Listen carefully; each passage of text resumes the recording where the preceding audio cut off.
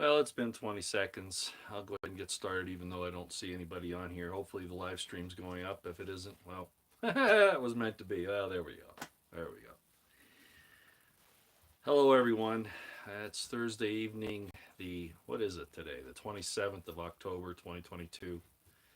And I knew I'd stir up a lot of angst yesterday with those topics. I always do. Hello, everyone, again, as you come in. You'll notice that my setup here is quite a bit different than normal. I kind of figured, well, I guess the map of the world is getting old, and I don't mean that it's the map itself is old, but I mean having it as a background. And I also kind of figured that it's really emphasizing something that I'm kind of getting away from for a lot of reasons. I was thinking about using a blue screen, but the blue screen has some problems. Of course, where with my phone video camera here, I can't do backgrounds on the blue screen. So I just figured, what the heck? I'll just go plain. I notice that the colors keep changing on here. Sorry about that. I'm gonna have to get a new phone here eventually, and hopefully we'll be able to settle down on this color problem that this particular phone camera has. So anyway, I did go over, as I promised, some comments on the video last night, and I answered a few. And I noticed a lot of people kind of got upset. Sorry, you know, that's just the way it is. I'm not saying that anybody has to accept this stuff unresearched on my say so or anything else. But if you ignore it, if you don't look at it at least, then I think that you're actually cutting yourself short. A lot of people would say, well, no, my faith is important. I don't want to disturb it, or there's nothing you can do to change my faith. Well, I'm not trying to change your faith. I'm trying to show you what's really there in the scriptures and how it relates to real historical events and to real life, because that's what it is.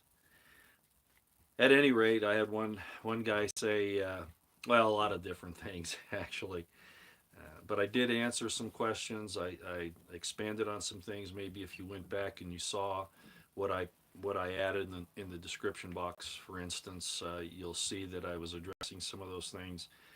What I would say is that in the description box here, first of all, I've replaced all of that information that I put in the description box from yesterday. So you don't have to go back to the last video and retrieve it. You can just go ahead and look at it on this video in the description box. So it's there. Okay, so hopefully that'll save you a step or two. And I do need to open this up for questions today. Please don't ask them yet. I want to go over some basic information before we start the Q&A, which is what this is going to be. Actually, give you a chance to ask questions on the specifics that I brought up the other day, last night, and then we'll go from there. And I'll tell you when we'll start that. Okay. Let me go through some initial things first. Again, I just want to remind everybody that everything that's happening in the world, I see these commentators, the people that I've suggested to you on a number of occasions. They will talk about the powers that be that are controlling everything and that they're really after you, but they really, in their commentaries, they hardly ever go there. They're still going on the tit for tat thing between the U.S. and Russia, the U.S. and China, and that kind of thing. And they are reticent, and I don't know why, to bring up the fact that these things are being manipulated by people like Klaus Schwab, Harari, the Rothschilds, the intelligence communities, things like that. And maybe because it's just too hard for them to explain. I don't know what it is. I saw a little thing with Bill Gates, and he basically admits again that the idea is to lower the population, and that was recent. And I also saw another thing with Ray Kurzweil where he was being interviewed, and he's the guy that says he wants to be God, right, along with some other people, and that there is no God now, but he'll be the first one. Well, he's looking pretty old, decrepit now, but he's figuring that he's going to get this implant that's going to give him access to all knowledge through the cloud. Well, that might work. I don't know. I know Elon Musk has talked about the same thing.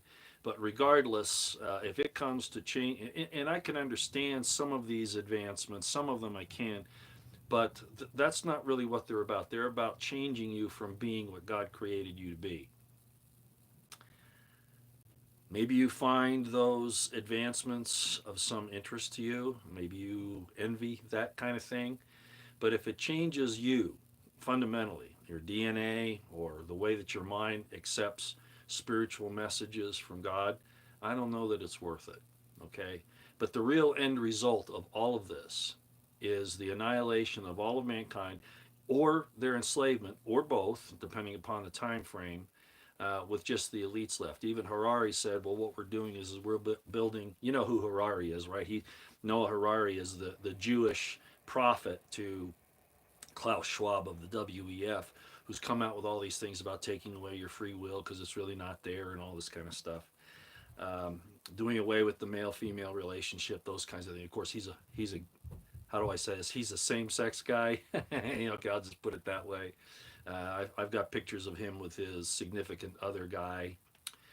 At any rate, he talks about building a Noah's Ark for the elites, and all the rest of us will drown. And that this has happened before in history, which is really kind of interesting because there are indications that I've studied that the whole flood situation with Noah's Ark and claiming the whole world was evil but Noah and his family, there are some issues there, because the winners write history. So what's really happening? Well, I'm not going to get into that tonight because I've also talked about Noah having, he was perfect in his generation. So I'm not divided on that issue, but it's interesting that we have to be able to look at these things, okay, and understand the problems involved and to work through them and not believe everything we hear, including what I say, which is why I give you the information so you can go look at it, okay?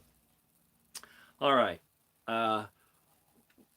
Why did I title this, They Reject Not You, But Me? Well, that's taken out of 1 Samuel 8:7. And what happened was is the people were clamoring for a king. And as Jesus is described as the King of Kings, and that will be kings and priests to God, which there's a lot, in my estimation, there's a lot of truth to that. But the point is that kings are always going to rob you of your sustenance and eventually your liberty, if not both at the same time. War is the manna of the state. All those things happen, okay, under kings, and so God had instituted, at least according to the Torah, and especially Judges in that area there on up through Samuel, had judges, and no supreme ruler. Okay, that was still God. Well, that all changed, and when Samuel was all dejected because the people were demanding this king like all the other nations, he went to God and said, "Hey, this makes me sick. I don't know what to do about it." And God's response to him was, "Samuel, they're not rejecting you. They're rejecting me." Go read it. It's 1 Samuel 8:7. So why did I put this up here like this? Well, when you put yourself out here in the public eye and you talk about things that are not accepted readily because they go against the grain, not because the grain or the status quo is correct, but because it's been around so long that people just need to have that. The way the elites deal with it is when you get too comfortable, they attack your economics, they attack your liberty, they start wars, they take your property, and that's how they get you, whether they know it or not, that's how they start getting a reaction from you. But I, of course, don't have the power or the interest in doing that. But what I do have some power over is whether or not I'm going to at least bring out for your inspection the things that I have seen. Again, whether you want to accept them or not is up to you, but I don't think they're trivial matters. So I know that like I've said many times, and this isn't putting my heart out on my sleeve, but just so that I know what I'm up against here. I have been for many, many years, many decades now. That, I get rejected quite often. And the fact of the matter is that this phrase here certainly fits the situation because God says, at least in Isaiah and some other places, "Come, let us reason together as one man reasons with another." He doesn't expect blind faith or blind obedience. Quite to the contrary. So anyway, I've seen that even here on YouTube in the last few days, and I understand it. And you'll think, well, why are you bringing it up if it doesn't bother you? Well, I just want you to know that I recognize that it's there, and it does impact me to some extent, but it's not going to make me cower either. I might get tired, like I've said several times, and just not want to do it anymore. Um, there's that scripture that is quoted, that Jesus is quoted as saying, don't cast your pearls before swine because they'll turn and rend you." My good dear friend Bettina, who was Nancy Morgan Hart on Headlines with a Voice, that was taken over by Felicia Lockhart at Bettina's request. Uh, Once, when I was really bringing out some really deep information, she called me on the phone and she said, "Roy, you shouldn't be doing this. Not because it's wrong that you're doing it. It's because they're going to attack you, and there's no sense in you tossing your pearls before swine." And my answer to her was the same that I'm going to give it right now. This is the time when all truth is to come forward. This is the time when all things will be revealed, that the secrets will be uncovered. Well, we can't get that if we can't talk about it. All right? If you can't talk about those things, it's not going to happen. It's not going to be uncovered. And that's why the progressives, the leftists, the Marxists, the people in the Biden White House, all of these people, your educational institutions, all of this, try to shut you down, because if you're able to talk through something like the scientific method requires, and the historical method for that matter, uh, if you can't do that, then you're not going to discover other possibilities and the real truth of the matter. So again, I'm not forcing this on you. I am pretty emphatic, and and I really do own the situation on this virginity question of Mary, because it's fundamental to who we are, and that they're trying to destroy us with this story of her being a parthenogenesis, uh, bearer of the Son of God. It's in my estimation, I don't hold it against you if you believe that, if you're going to go along with that status quo. But I want to make sure that you understand why I am not going to accept it ever. Okay, ever.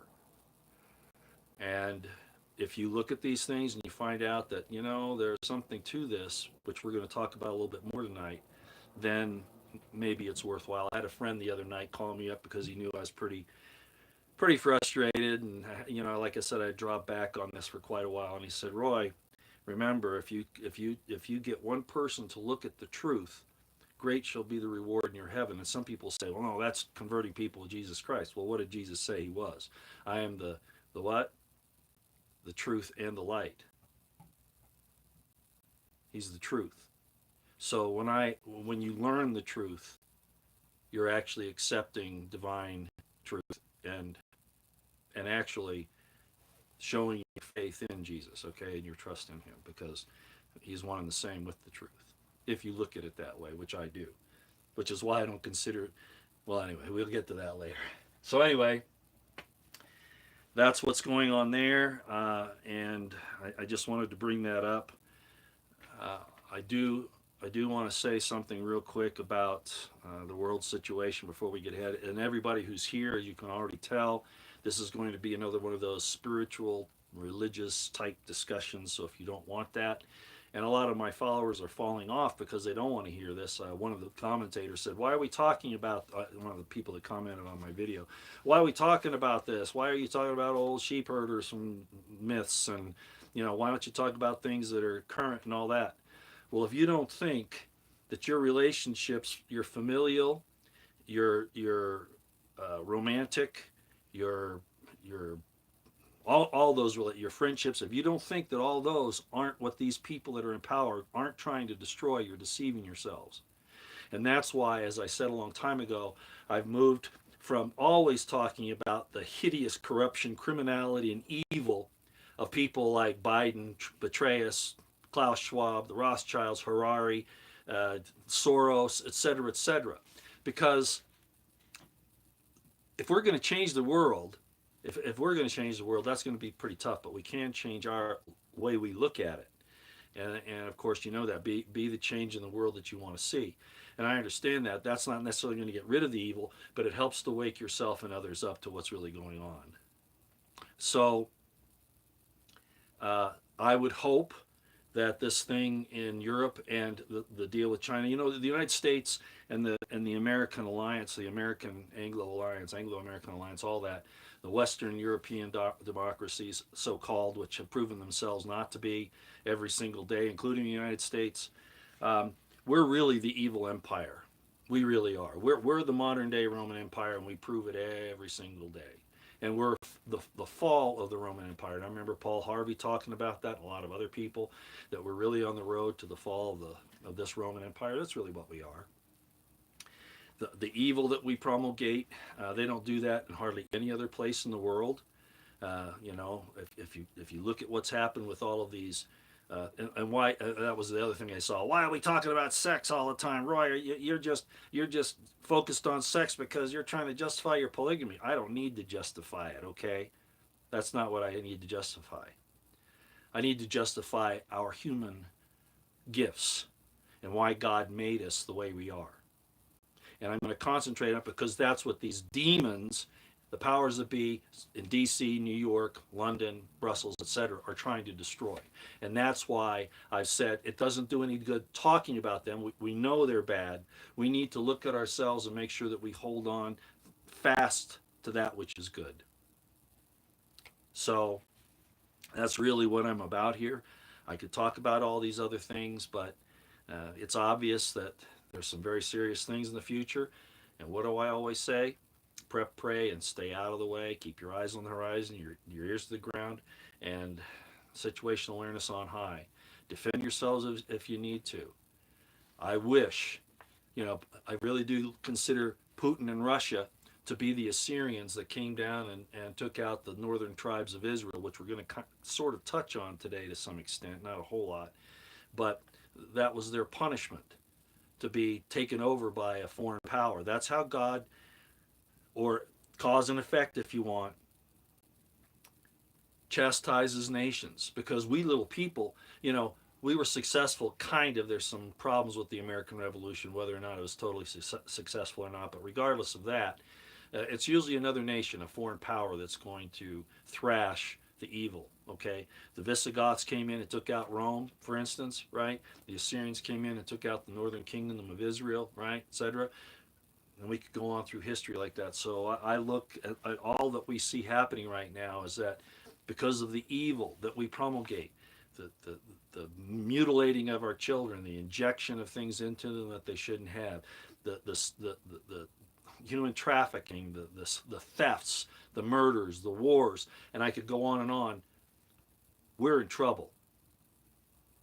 And unfortunately, because we're inside this behemoth Leviathan, we're going to suffer unless we can pull ourselves away from it. The Mennonites have done a good job, the Amish, but you see they even come after them. Little things just to harass them. People want to be left alone, but that's not what these evil people do. So my hope would be, and I've called him to do it, it's caused me a little difficulty, but I'm going to say it again. I hope that Putin can use his secret services to go and take care of, you know, collar people. I'm going to use that term. Collar people like Schwab, Harari, Soros, etc. That really needs to be done, despite all of the difficulties that it could cause. Only a state actor can fix this. And I've said that before. Only a competent state authority, state meaning, you know, legitimate government, whether it be county, state, or nation, in this case, a nation. Individual counties, you can use those like here in the United States, or states if they're willing to do it, be the competent authorities to back you up. But most of them are reticent. They're either cowards or they're on the take. And you and I both know that, right? Right. So that's all I'm going to talk about that right now. It's not that, I'm not willing to. That was another guy who attacked me. As a matter of fact, I took his comment off. He says, you're a coward. You're not talking about the things in the government and the political situation anymore because you're afraid. No, I'm not. I've spoken my piece. Okay, I've named names, unlike Tulsi Gabbard. I've named names, places, events. All right. I've been there. I've been in the field. I've been there.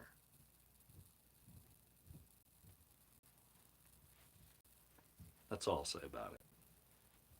Oh, yeah, Sunak. Oh, that's just great, isn't it, in Britain? Just great. All right, so let me keep going here. We talked, again, it was about that virgin thing, and I'm here to answer questions, so hopefully yeah, there may not be any mods here. I didn't notify anybody. BP Earthwatch, Felicia Lockhart. I haven't seen Roosevelt in a while. I need to try to get a hold of Roosevelt and make sure everything's okay. I've been neglecting that because of some other things, which I really can't get into here right now. But some others. But they may have been getting tired of me too, because I know that some of them, not Felicia, not necessarily Jesse of BP Earthwatch, but some of the others, which I won't name, some of my mods, I can tell they're pretty much traditional Christians, and although they've been very courageous and giving to me in the past, sticking with me, I also understand that it's challenging and it gets tiresome. So it's Roosevelt. Rosalind, I don't know. Okay, all righty. All right. So let's go ahead and get started on this information so I can get to the Q&A so that I can clear up some difficulties that you might be having. First of all, we talked about, I want to get to this thing about sign. Just so you know, this is important. Remember, I was talking about in Isaiah there when he says, and the Lord shall give you a sign, a virgin shall conceive, and a son shall call his name Emmanuel. Right?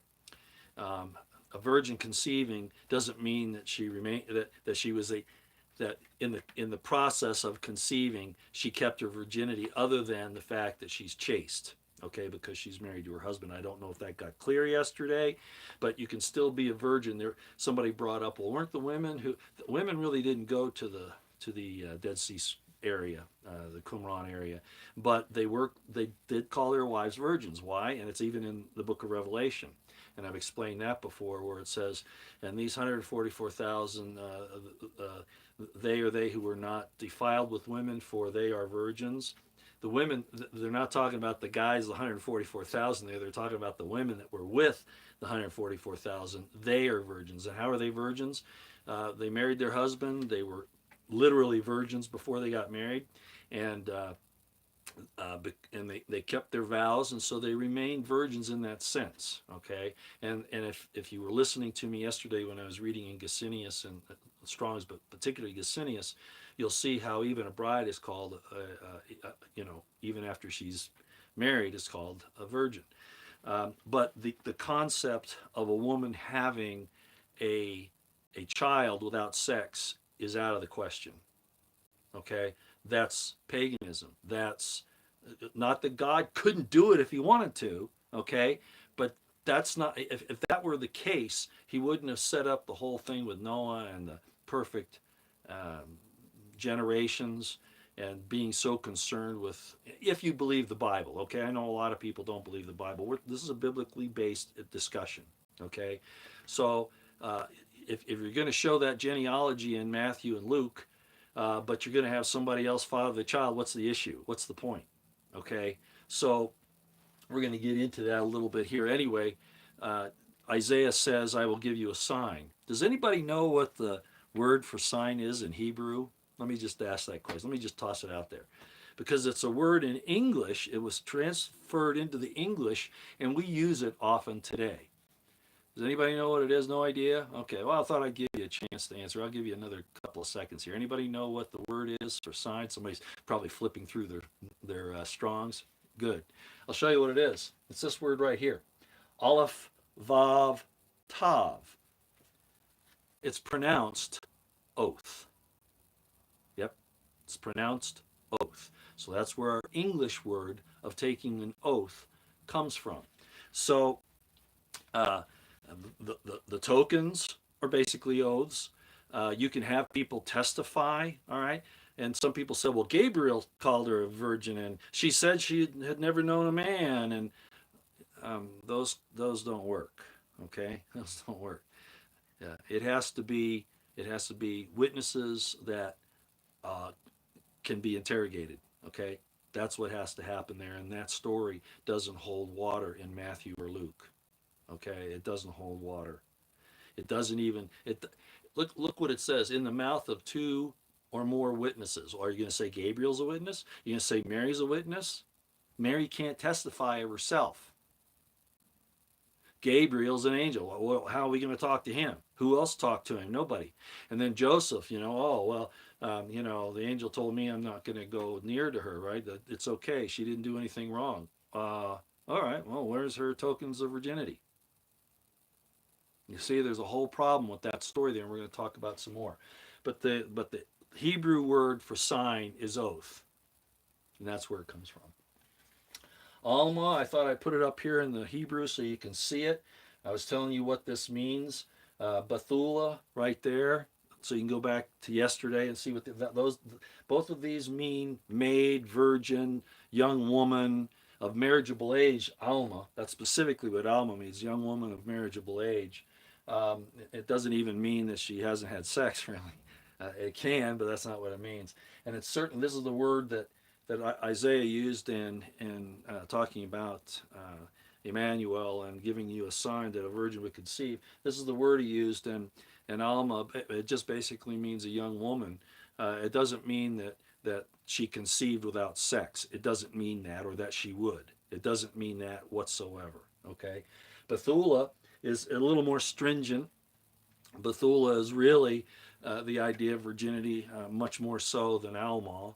But even there's some other things. It can be like I read yesterday. It can even be states or cities or things like that. But what I want to show you in Bethula here is something that's kind of interesting, because I've talked about Notaricon, and I put it in the description box yesterday, and I put it in this one today. So you can go back and look at it down below when we're done. Bethula has the name daughter in it. Something I didn't say yesterday.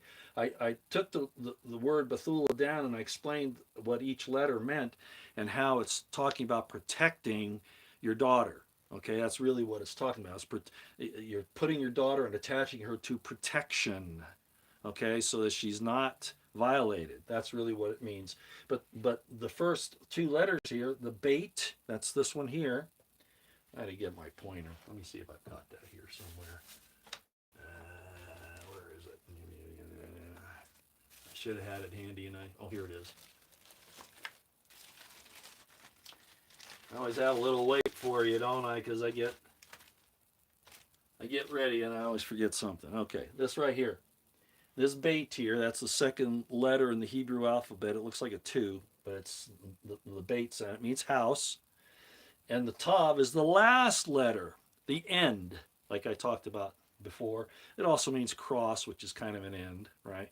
But anyway, this word here is daughter, right there. So in the word Bethula is bat. You've heard of bar mitzvahs? That's for a boy. Bat mitzvahs? That's for a girl. There's the word bat. That's a daughter. So it's obvious in this, not just in the way that I expanded yesterday, but even shorter, the daughter who is protected.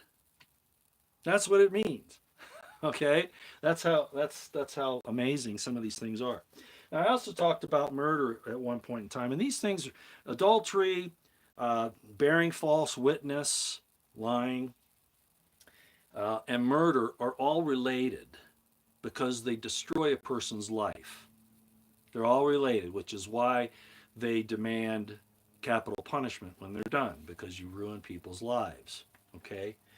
Not saying we should do that today, maybe it'd be a good idea. But in the Old Testament anyway, at least in the Torah and Exodus, um, these three are very, very important. Okay, I don't know who's deleting people. Who's doing that? Whoever doing it, I appreciate. Oh, Felicia's here. Hi, Felicia. How you doing? I mentioned you here a few minutes ago, and I know I never notify anybody anymore. These things kind of hit me, and I just go with it. But thank you for being here, Felicia. I appreciate it. And sorry, my nose is itching. I bumped into a door today, and man, it's running a little bit. Okay.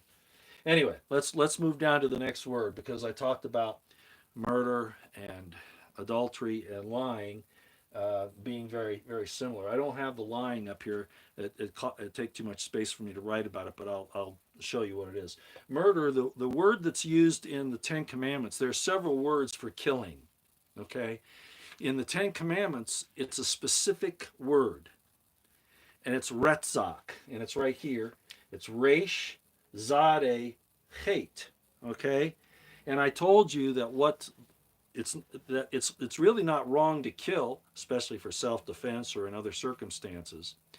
What's prohibited is taking the life of an innocent or righteous person, or defiling them by lying about them. That's a kind of murder. It's right in the word here. The zadeh, the resh means head, mind. The zadeh means righteous, innocent. And the chet means a wall. So murder, in this case, thou shalt not kill, means that you're taking away the mind and the life of a righteous person and blocking them from further life, which is the chet. The chet is a fence or a barrier. You see how that works? That's why I said that these people that are murdering people in wars and stuff like that, when they're killing innocent people, they think that's okay because they're working for the government, and that absolves them of any responsibility. Even in the wars of Israel, if you believe the Bible, that kind of thing, they try to protect the innocent. It's very similar to what Putin is doing now. The United States didn't evacuate Baghdad or why am I forgetting the name of that city?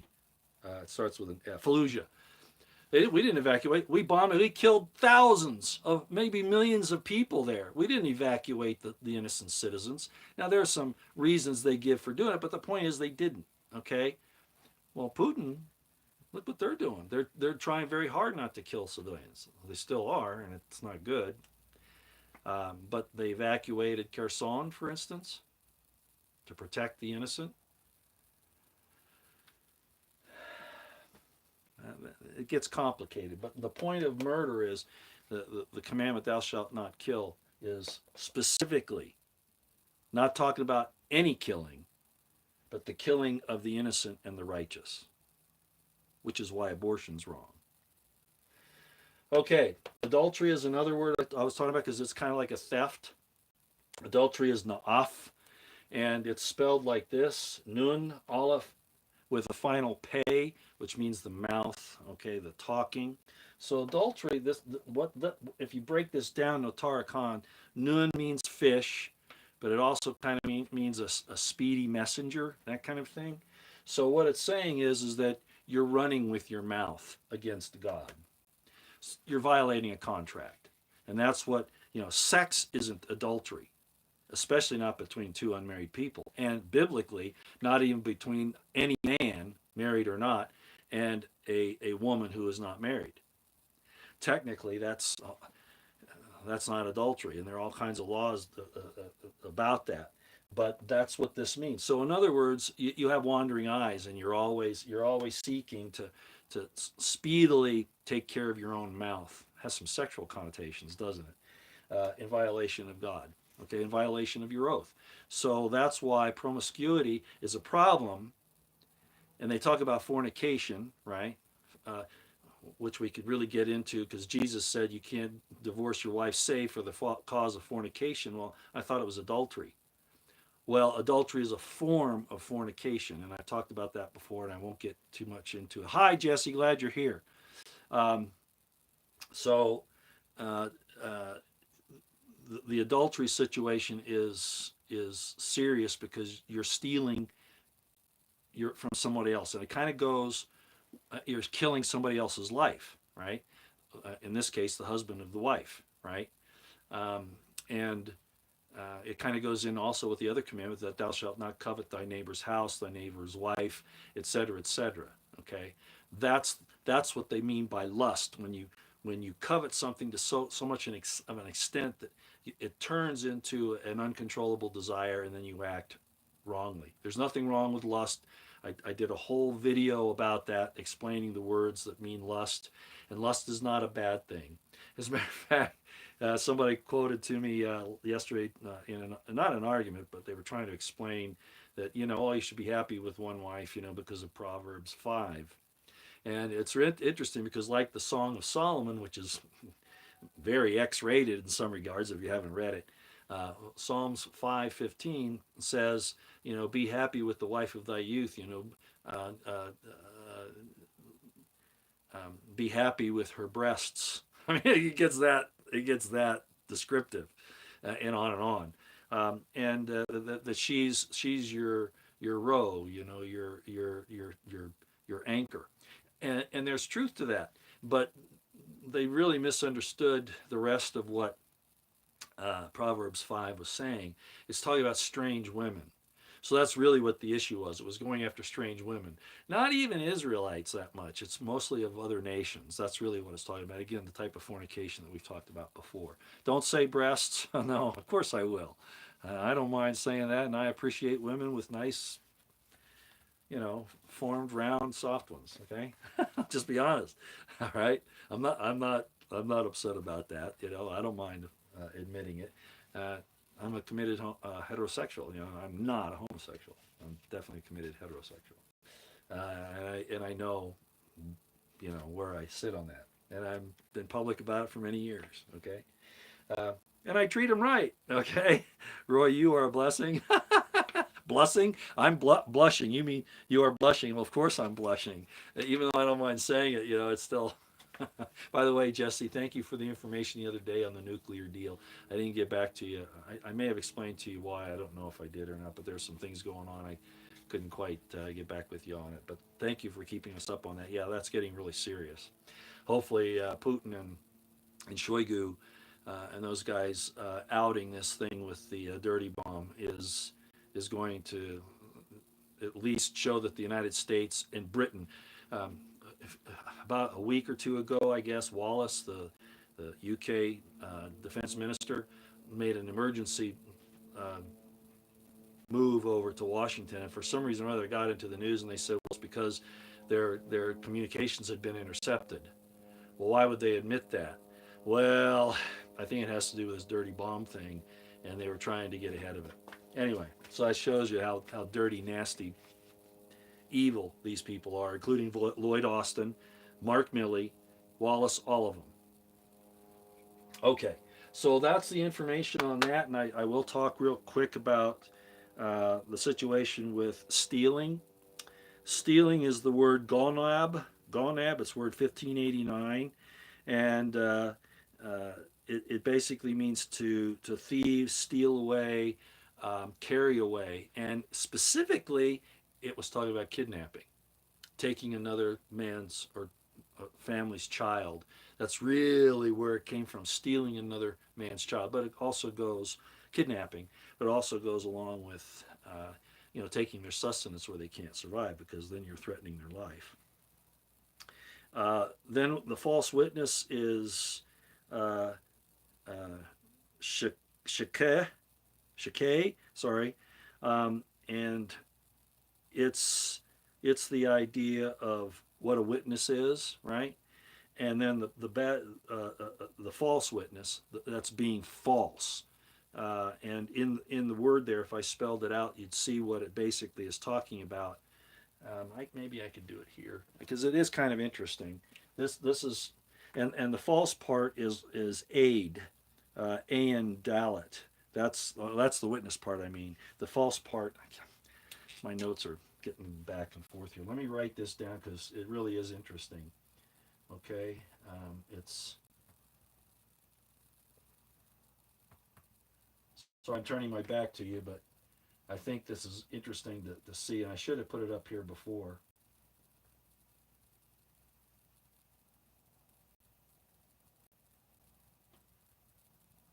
Okay, Shakar. There it is there. Shakar. And basically what it means is when you bear false witness, in other words, you tell uh, a falsity, and that's really where the central part of this is. This is the word for that false, and it's shin kuf resh. This is a double head. You've got the kuf for the back of the head, you got the resh for the cerebrum, and then you've got fire. So a false witness, false in this case, a false aid, which is ayin dalit, which is the witness part. Yeah, this is a long. That's why I didn't write it up here. You're causing somebody to have fire. You lie about them, and they're on fire. How do they react? You're destroying their life. That's so. You see how the Hebrew letters help you to understand what the word is. Okay, let me see if there's anything else on here. I think I pretty much. Na'af can also mean apostasy. Well, that's why God talks about his people committing adultery against him, or playing the whore, because or the harlot, because basically they're apostatizing from him. So it can mean that as well. Okay, let me move on real quick now to. I've already talked about the links. Let me talk about the story of Hosea, because I told you also the other day that the priests, I read it to you in Exodus and Leviticus, that a priest is not supposed to marry a harlot or a divorced woman or a widow. They're supposed to take a virgin of their own people, right? Um, and yet, there's this story of Hosea. Now, we don't know if Hosea was a priest or not. He is obviously a prophet in the northern kingdom of Israel, just shortly before it was destroyed, taken away in captivity, and he was prophesying about their wickedness. He probably was not a priest. We don't see any evidence of him engaging himself in any of the rituals of the tabernacle, the temple, that kind of thing. Okay, we don't see that, and he doesn't say he is. So the chances are he was just a prophet. Was getting he probably had some other. I got to be careful how I say this. He probably had some other things that happened to him to allow him to speak the way he did with authority. But at any rate, Hosea, it's very interesting. I'd read the story to you, but I'll just tell it to you real quick. So he's out there and he's talking about Israel, the northern kingdoms. They're committing adultery against God. Their children are going to be destroyed because of what they're doing and all this kind of stuff, right? And God comes to him, okay? And he says, gee, and I'm paraphrasing here a little bit. He goes, and I've told this story before, and you can read it in Hosea, okay? He says, hey, Hosea, you're really getting into this, and yeah, these people are bad. They're apostatizing against me. They're committing whoredom against me. They're counter to me. But guess what I want you to do? I want you to go marry a prostitute, a harlot, and her name's Gomer, and here she is, and I want you to take her to wife, and I want you to have kids by her. And Hosea's going, what? What? Right? All right. Now, some people would say, sure, God told him to do that. Sure, he did. Well, whatever. The point is that he took Gomer as a wife, and he had 3 or 4 kids by her, and he loved her dearly. It turned out to be quite a romance. I'm not sure that she was faithful to him. There were some indications that she wasn't. But God came to him one day and said, okay, now that you have Gomer, your wife, who was a harlot, and you've had these children by her, and we've named them all these different names that correspond to the wickedness that Israel, the northern kingdom of Israel, is committing at the time with idols and stuff like that. Would you destroy them? Um, you get my point?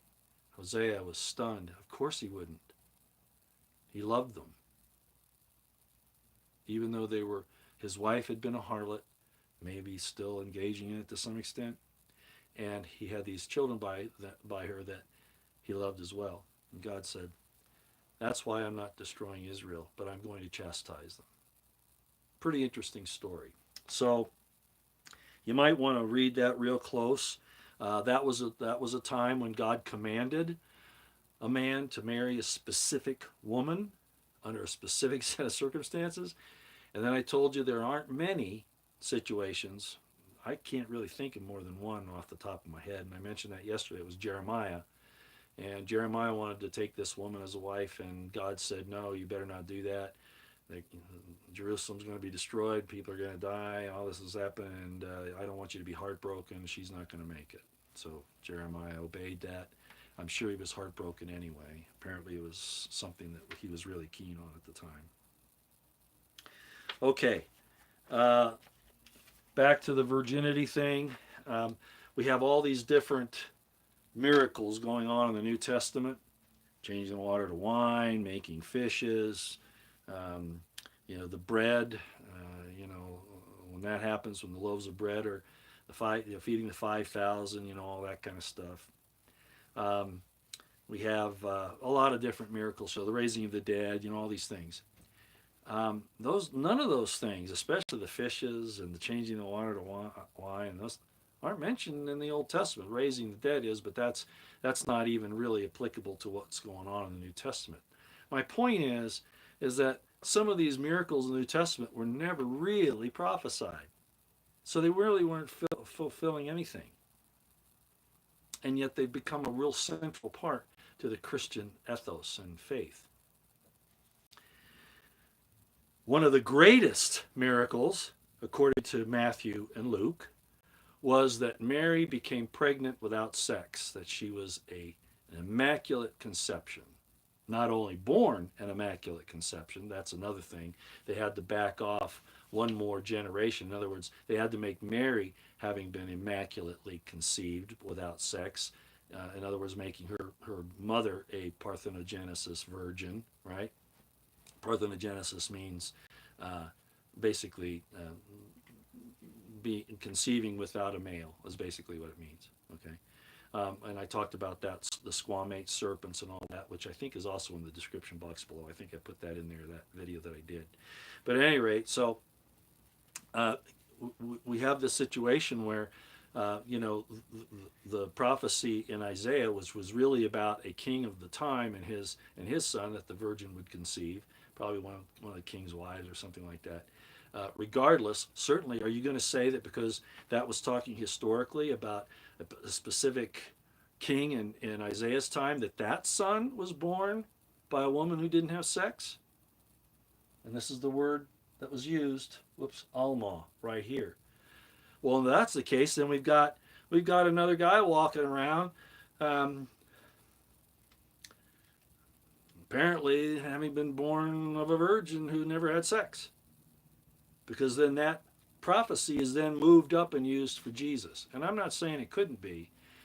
My point is that the virgin isn't meaning that Mary didn't have sex. And I talked about that yesterday, and we're kind of explaining a little bit more about it today. If that was such a miracle, why is it only mentioned in Luke and Matthew?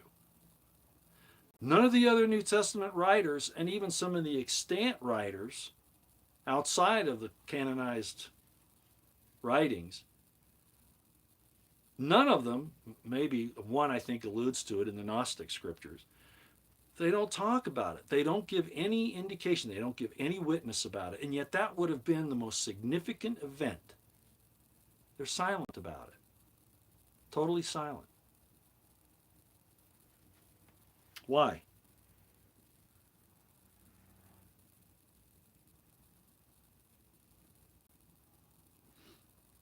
You would think that it would have been proclaimed by these people.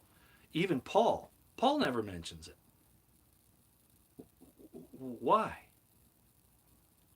Because Matthew and Luke were not written by people that really knew what was going on.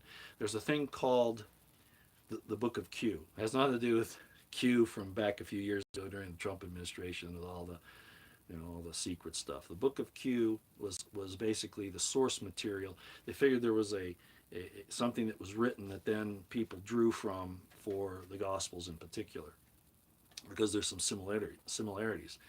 John is very much significantly different, however, than the first synoptic gospel. But at any rate, uh, even in there, however, the use of the word virgin was probably not meant in the way that it ended up in Luke and Matthew.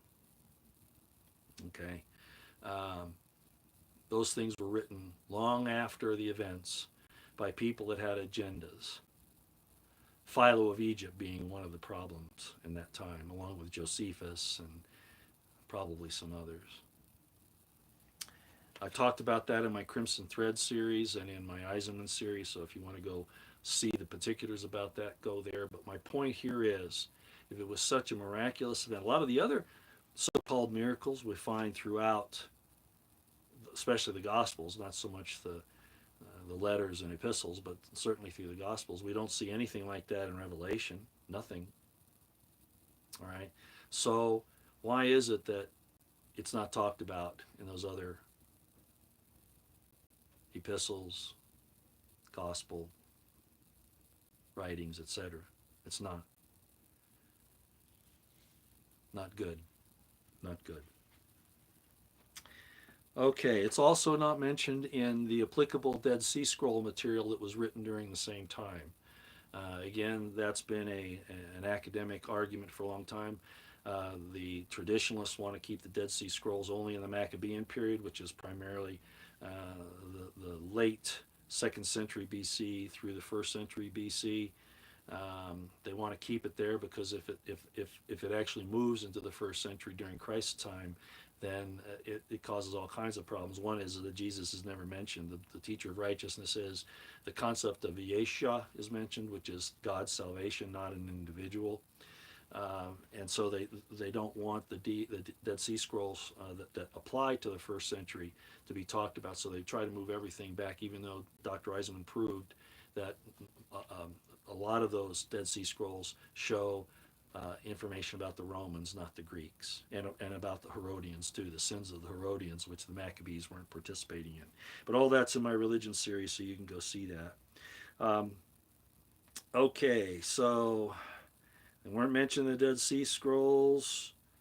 And then finally, I'll just say that in the description box below, I also put again a repeat from yesterday on the concept of parthenogenesis being the serpent's seed, and that Mary being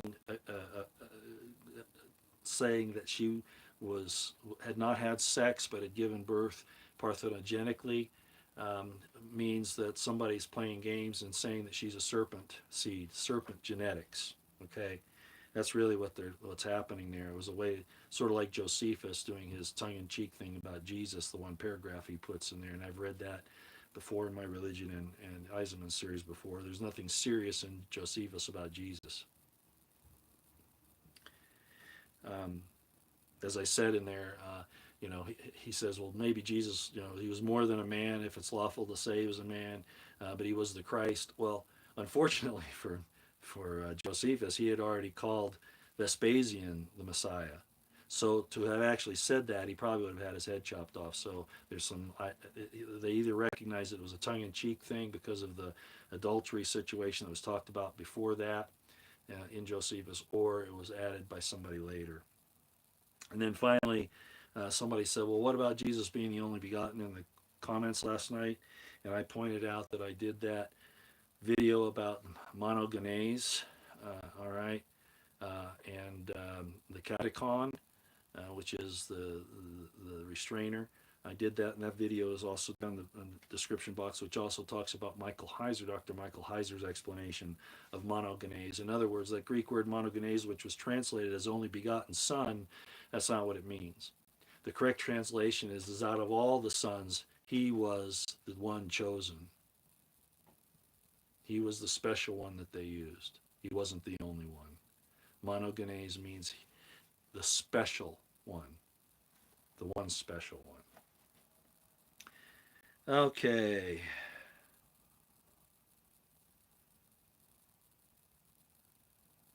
All right.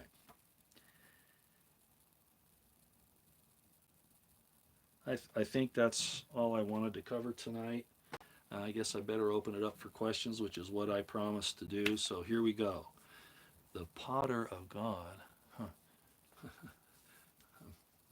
With Colonel Roy Hannibal Potter. BP. Russia said today that they will sink the UK. Yeah, I know. They have the Poseidon weapon. Yeah, I know. I will repeat that. That's a terrible thing, but I will repeat again that the United States, Britain, the EU, Brussels are the evil people that have pushed this thing. They're the ones that have. Look at the Finland thing, BP, and you know this. I'm not. I don't mean to lecture you. You already know. Um, Finland is right. I don't have my map up anymore. Notice I took it down. Finland's right up against Russia, and it's not supposed to become a NATO country. And we made that promise back in the 90s. We reiterated it later, and then we included not allowing Ukraine to become a NATO country in the Minsk Accords. Anyway, we always lie. We make a promise and then we break it. We did it to the Native Americans. We've done it to everybody. We're an evil, evil empire. We worship the devil. Look around you. What's happening in your schools? How they're forcing things on you. Yeah, Russia. Yeah, Ukraine is a U.S. state. Yeah, that's right, BP Earthwatch. It really is. That's how it's being operated. And it's a corrupt state. They're laundering their money through it and lining everybody's pockets. So is God going to let this whole thing be done? Well, there are pros and cons to that argument. A third of men will be killed, and all that in Revelation. And like Michael Heiser, I used to get, and I do still somewhat. Michael Heiser says, I stay away from the eschatological stuff. I don't go there because, for one thing, it's hard to pin down. But I think another reason is because it can be repeated. For instance, the book of Revelation, when you really study it, John, all of that happens in there fits into up to the destruction of the second temple by the Romans, and shortly beyond up through Masada. Not really any further. You can put everything that's in Revelation and fit it in that time frame between up to and from Jesus and up to and including the death of James, who was killed with the help of Paul, as I've explained, at least with his assent, and then the destruction of the temple and the destruction of the people, and then what happened in Masada. All of that can be fit into that time period. But as I've said also, it can be a type and shadow to things of the end of days. But 2,000 years is a long time to keep saying we're in the last days. Something's not right. But at any rate, Michael Heiser says he stays away from the eschatological because it's just too hard to pin down. And I've kind of gotten that as well. I'll comment on it like I have just now. But my point, and I think Michael Heiser's point is that you have to concentrate on loving God and loving your fellow man. And I've talked about that. Somebody else in the comments yesterday says, why doesn't Roy ever talk about how to approach God? I do all the time. I do all the time. Pray, stay out of the way, do righteously, not unrighteousness. Love God, love your fellow man. What do you want me to do? Yeah, righteousness and piety. Thank you, Walter. Do I not talk about that all the time? I mention almost every video. But I don't talk about how to approach God. Well, I got a little secret for everybody, and I've said it before. Everybody wants to talk to God. The real question is, who does God want to talk to? I'll just refer back to that. Well, Jesus did. Well, so did Abraham. You think Jesus was the only one that taught you how to approach God? Abraham was so friendly with him that he sat down on the plains of Mamre with him. Abraham told us how to do it. Jesus wasn't the first one. And the idea of father had been around for a long time. That wasn't new with Jesus either. In the Old Testament, God constantly says he's the father of his people. Jesse, everybody wants to go to heaven, just not today. Well, Jesse, one of the reasons that no, I better not talk about that. I'm not going to talk about that. But it goes back to Adam and Eve walked with God. Yeah, exactly. Yeah. So, at any rate, again, the reason why I talk about these subjects is because the powers that be are trying to destroy your humanity. Not just fix you, not just help you to grow and become better and to put away your foulness and falling short of the mark. No, they want to destroy you. They want to, and that's why I've been so upset with Christianity over the last 2,000 years, constantly talking about how I mean I remember people back in the church, and it was a Catholic church. I remember when I was a Catholic, when I was a kid, and this thing, oh, don't touch your genitals. Oh, that's dirty. Don't do that. Don't do that. How do you spell monogenese? You're pretty close there. Wherever you were. Monogenese, Monogenes. It's like genes, monogenes. It's kind of like that. Okay. And Michael Heiser talks about it, Dr. Michael Heiser. Anyway, getting back there. Oh, don't touch down there. That's dirty. Oh no, your sexual organs are dirty, dirty, dirty. No, they're not. In the first, in the second chapter of Genesis, even with all going on there, you know, God's looking for Adam and Eve. He knew where they were. Where are you? Oh, we went to hide ourselves. Well, why did you do that? Well, because we're naked. What? Who told you you're naked? I made you. You're perfect. Why would you be ashamed of what you are? Now, it is true that he made them, according to the scriptures, clothing of skins. That's what it talks about. I don't know that it was actually animal skins, but regardless, a covering.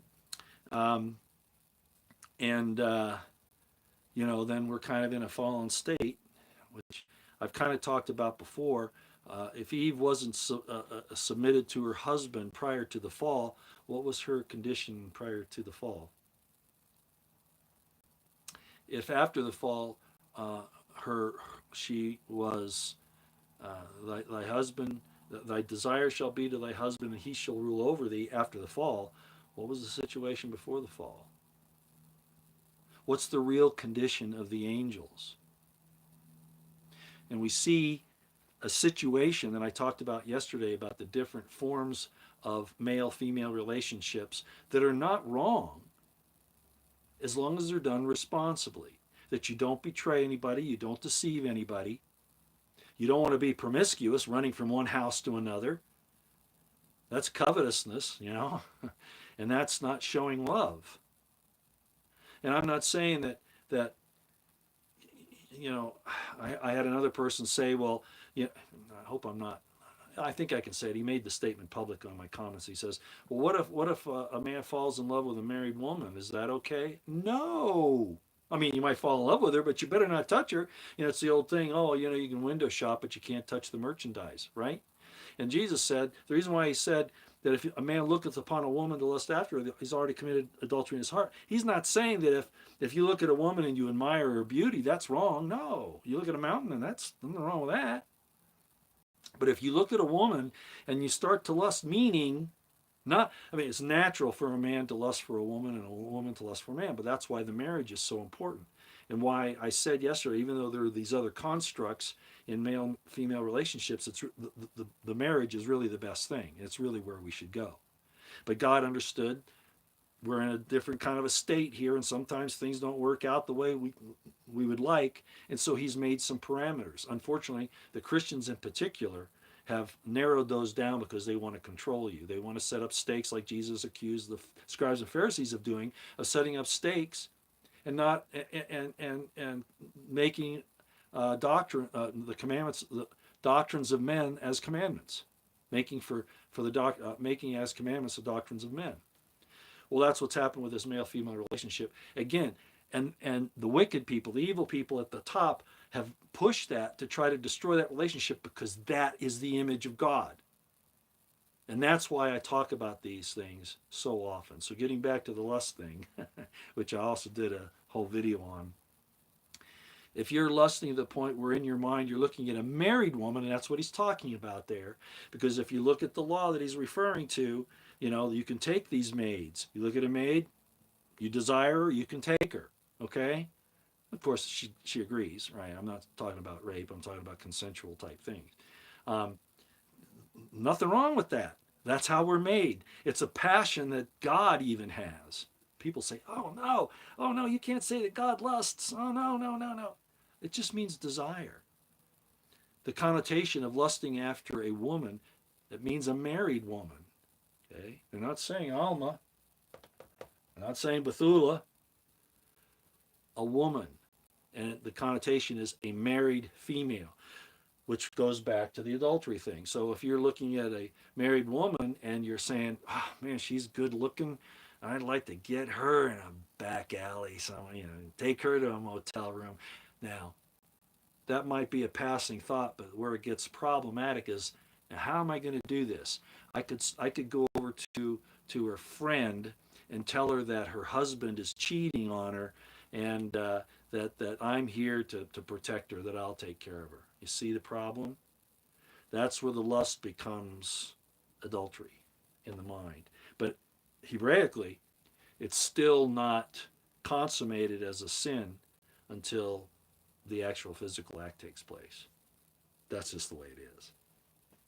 Okay, I got off on a tangent there. Thanks for talking about this controversial. Do you think it was the Romans or Hebrews who wanted to create the story of the Immaculate Conception and why it is? Oh, definitely the Romans.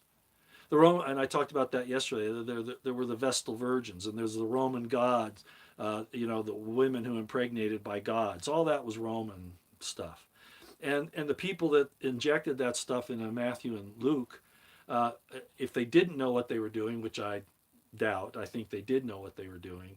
It was on purpose to destroy, as I've talked about so often, the Israelite spiritual system and the nation of Judea at that time, and Samaria for that matter.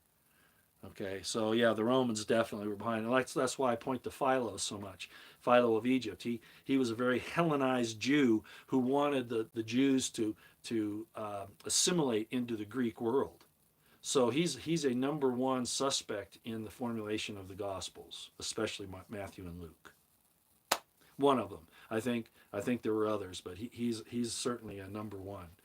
Um, I talked about during the Eisenman series, and I'll just give this a quick plug. If you go back there, I talked very much about the fish sign, that were used for the Christians, especially in the catacombs. You've seen the fish sign as being the Christian sign. Guess what? That was the one of the signs, one of the family emblems of the Vespasians, the Roman emperors. Is there anything we can believe from the New Testament? I would just approach it with caution. If you don't know why, again, go back and listen to the rest of my religion series, especially the Eisenman series. The New Testament, of course, has a lot of good, honest things in it as far as how you should treat each other. I doubt very seriously, and this is going to upset a lot of people, probably even Jesse and some others, but I doubt very seriously whether the red letters in the King James Version is accurate. And I've seen problems with those supposed statements by Jesus. I think generally, maybe, but if you look at those things closely, they do two things.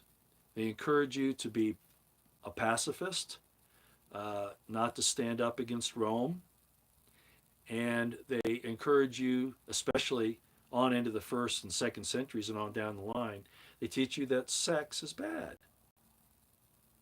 Well, the Romans didn't think sex was bad, but if they can get you to think sex is bad, what happens? You die off. You no longer have natural affection. Even Paul talked about that, that it'll get to the point where there's a loss of natural affection. And then you'll become like Spartans, right? Spartans, the guys with the guys. Yeah, no babies. So I'm very, very, well, I'm careful with anything that's written down. I do not believe that it's wise to take the Bible verbatim, Old or New Testament. And I've talked about that.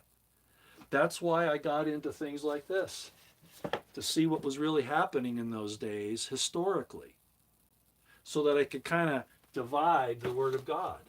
I mean, I can go out on the street and talk to um, anybody and say, "Is it a good idea for me to harm that guy over there?" And they'll say, "No, don't do that." Most of the stuff in the New Testament is just obvious.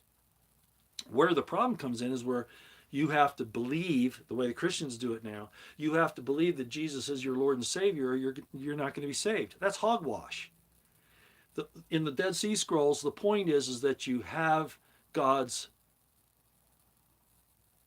law written in your hearts and minds. Jesus Christ, is actually, there were many messiahs. Okay, yes, it's true that some of the sages, some of the rabbis started talking, and it comes from the Book of Enoch and some other places, talks about um, the Messiah meaning, one close to God, kind of God on earth type of thing. Michael Heiser talks about that, the double Yahweh, the Yahweh in heaven and the Yahweh on earth.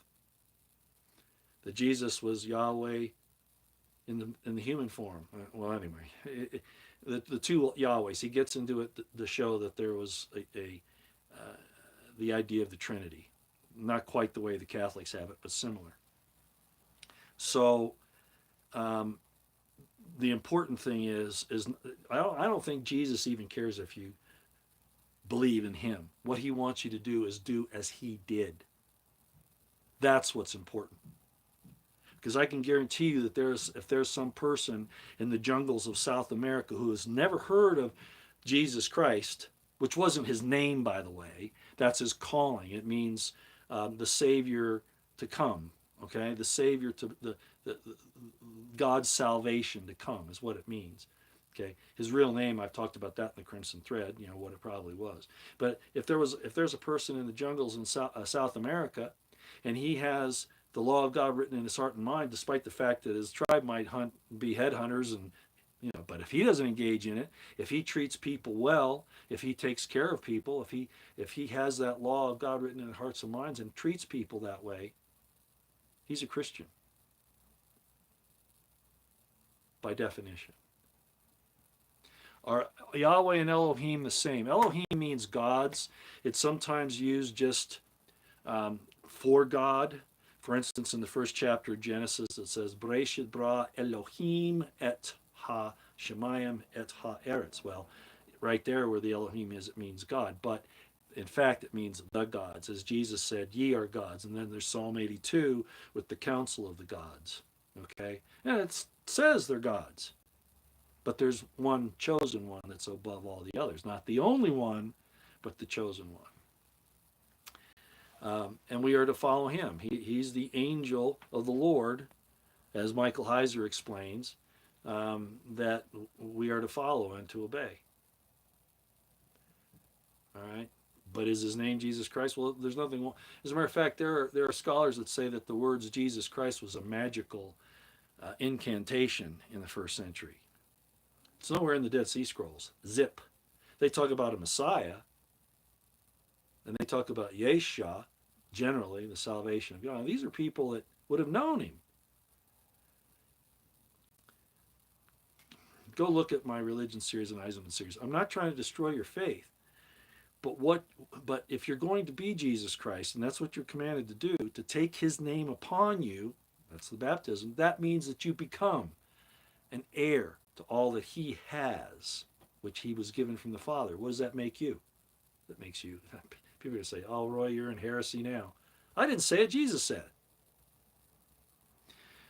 Jesse, therefore all things whatsoever you would that men should do to you, do ye even to them, for this is the law and the prophets. Absolutely. Absolutely. Oh, absolutely.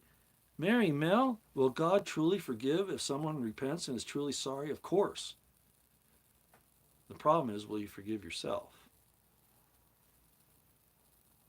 I've often said, God, I had a sage once. I've had some great teachers. And this man told me, he says, "Hey, Roy, have you ever figured out how God knows who's supposed to be in heaven?" And I said, "Oh, yeah, they do this, they do that, they don't do this, they don't do that." And he's there and he's shaking his head. "Yeah, yeah, yeah." He says, "They show up." How does God know who gets to heaven? They show up. Isn't that beautiful? Birds of the feather flock together. Pretty simple. So revenge? Who's talking about revenge? Thank you for answering her, Felicia. Yeah, I just did too. Somebody's talking about revenge. Here's somebody else that's doing the same thing. NetSurfer S, you're saying the Father is Yahuwah. I have done many videos now. God will not have a U in his name. People who are teaching that do not understand it. Yeshua is a little different. But the tetragrammaton, there is no U sound in there, despite the fact that the Vav is there. The Vav is an O sound. God's name will never have a U sound. It means under. It means subject. It means bad. No, Yahuwah that is not the name. It's either Yahweh, and I'm not using it in vain here. This is instruction. Yahweh, it's used, but you notice there is no you there. No, no, no, no, no. You're thinking about Joshua, which is where Yeshua comes from. Yeshua is actually just a form of Joshua, Yeshua. But the tetragrammaton has no U in it. Okay, no. Somebody's talking about liberty can, so revenge. I thought we were not to seek revenge. You must be talking to somebody else. Defense. In the old days, in the law, if you accidentally killed somebody, God formed cities of refuge, and you could flee to that city of refuge because the family could take your life, even if you took somebody else's life by accident. So revenge is not prohibited, but the righteous thing is to have a way out, especially for those who didn't intend to have their actions. There's an old legal thing that I learned very early on. I have a degree in law, not a Juris Doctorate, but another degree.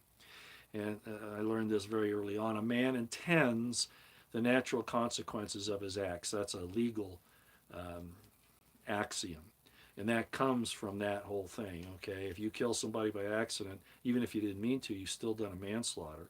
And in the old days, they could kill you for it. So God set up these cities of refuge where you could flee and be safe. Watchful and alert.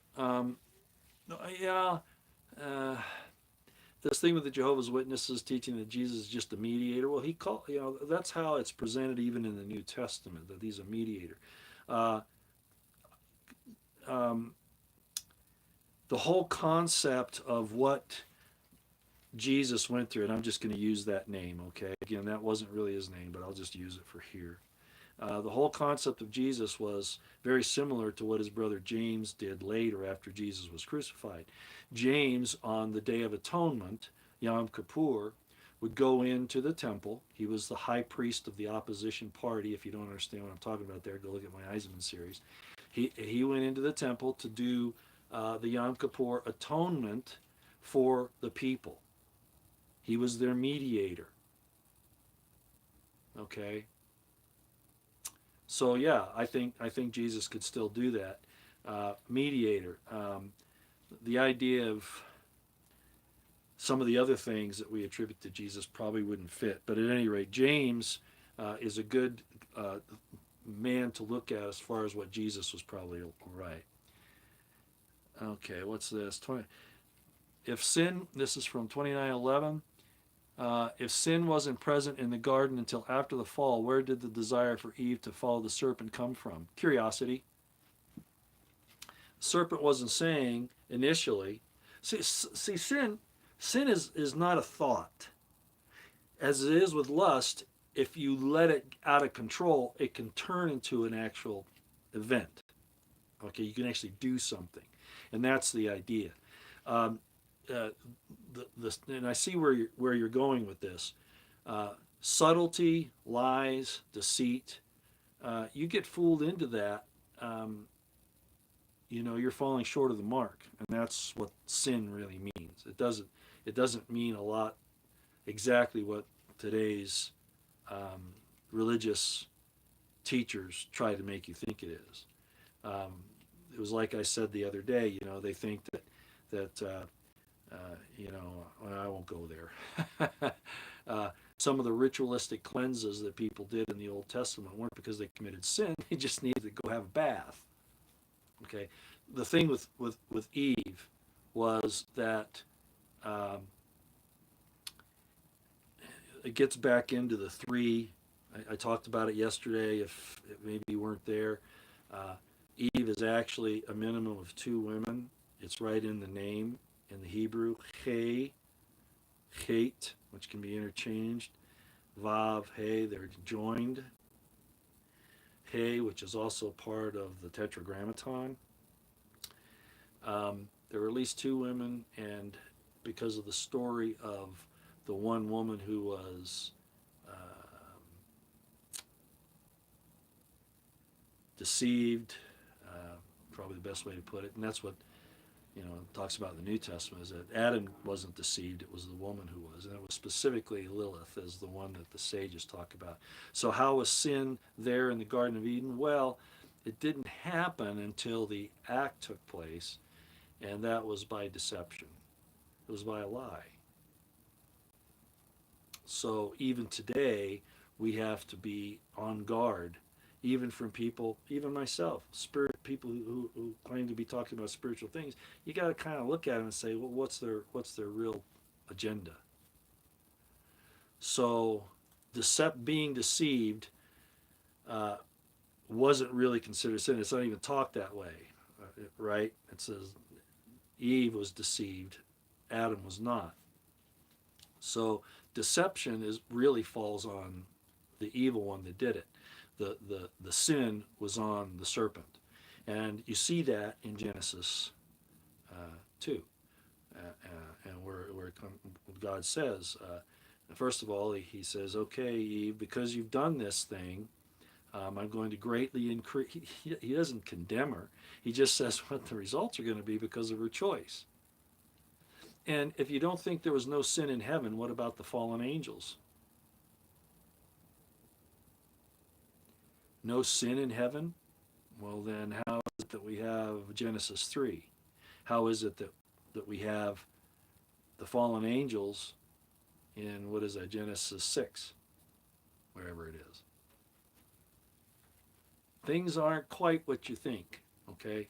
So, again, going back to Eve, this one, God says, okay, because you've done this thing, I will greatly multiply thy sorrow and conception. Huh?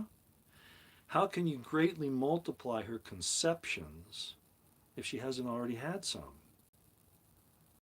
If she hasn't already conceived, how can it be greatly multiplied? Which goes back to my whole point of what was Eve prior to her curse? What parameters did she have to work in? If you want to just talk about the one woman. So, I will greatly multiply thy sorrow and thy conception. In sorrow shalt thou, and thy desire shall be to thy husband, and he shall rule over thee. Now, that's a really nasty curse, isn't it? Oh man, that's terrible. Not really. To the serpent, he said, you'll be cursed above all the beasts of the field. On your belly will you go for doing this thing. And you may bruise his heel, but he will crush thy head. Talking about the seed of the woman as compared to his seed. So there's going to be this ongoing fight between the seed of the serpent, his children, that one was just born through this, or will be born through this woman, and the seed of the woman that is God's seed because she came from Adam, and that will overcome, despite all the efforts like these today to try to get you to have those genes in you. Um, our genetics from our father are so strong that they will eventually overcome those bad genes. And the best way to get those kicked in is by doing the law of God and keeping in the law of God in your hearts and minds. So then he comes to Adam and he says, he doesn't curse Adam. He says, "Cursed will be the ground for your sake. By the sweat of your brow shall you eat your bread.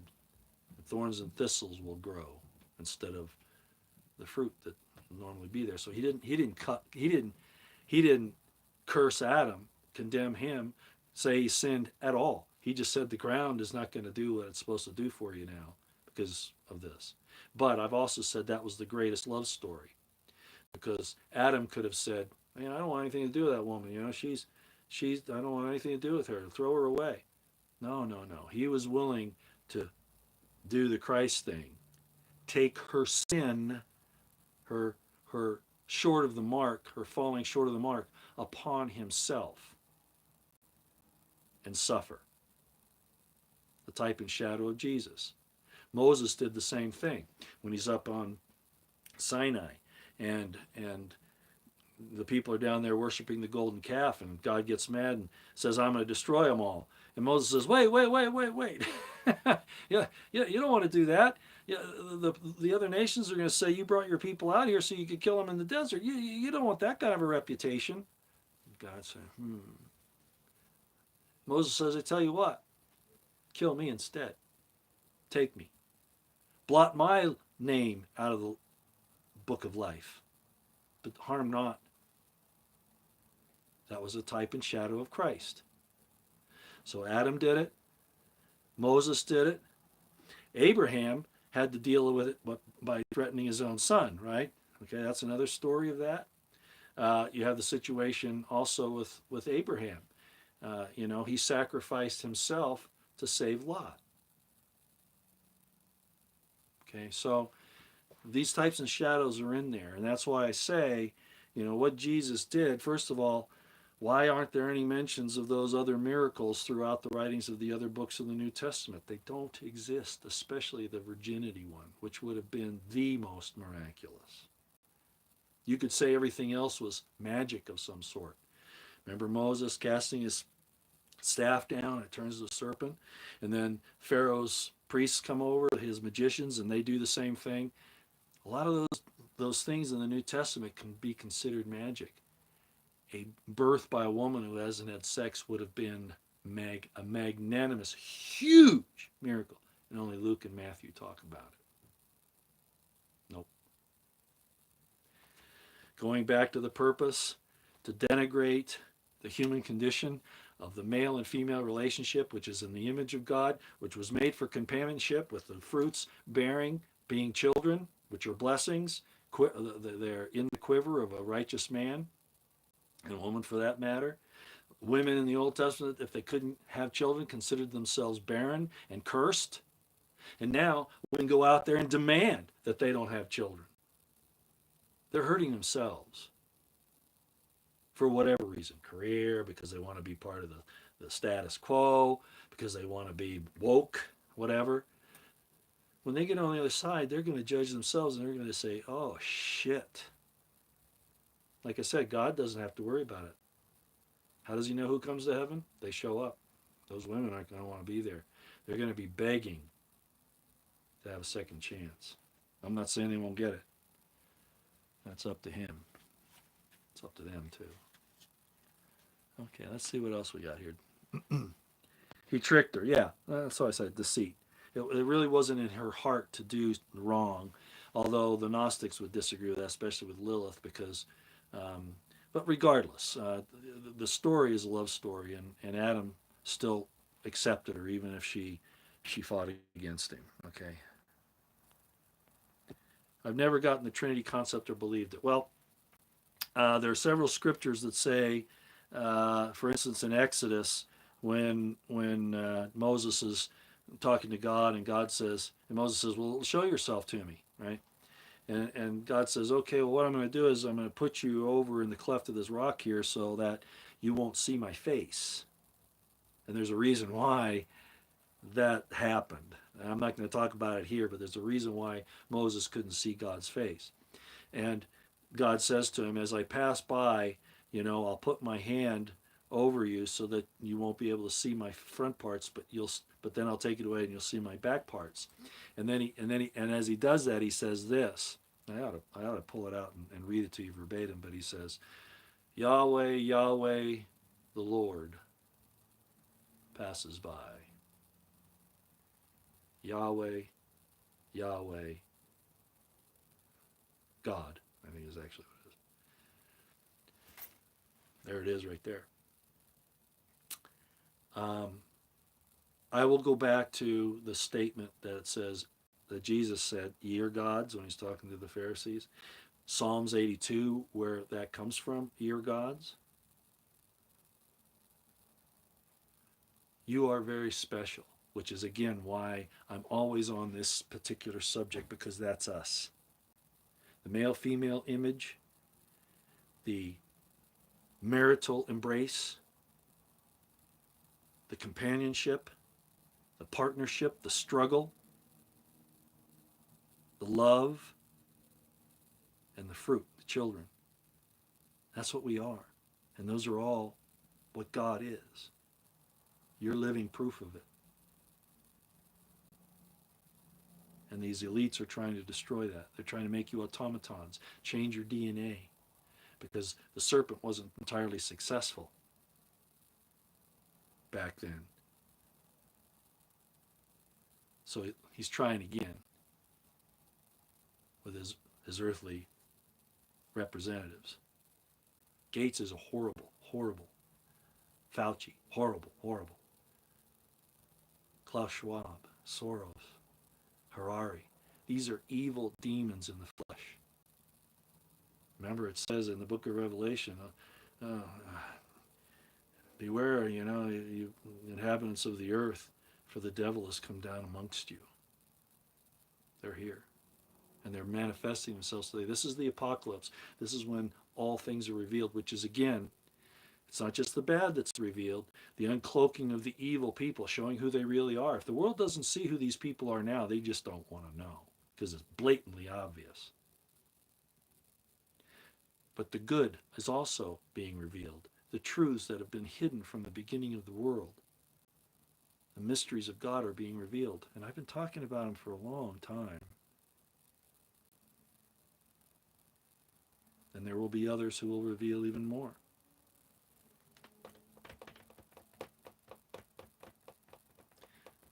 Test me herewith.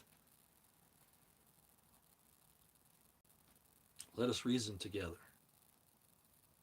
Put away your fairy tales. Put away the deceptions that men have placed upon you for thousands of years. Be critical in your thinking, even when it comes to this thing. Why was the law added in the first place? Michael Heiser talks about it. Even Paul talks about it. Blessed old Paul, who I'm very suspicious of being a spy and a Herodian Roman who was there to infiltrate the movement. But he still had to say some things. One of the things he said was, and, well, I'll just leave it at that. I'm probably pushing it too hard. Any other questions?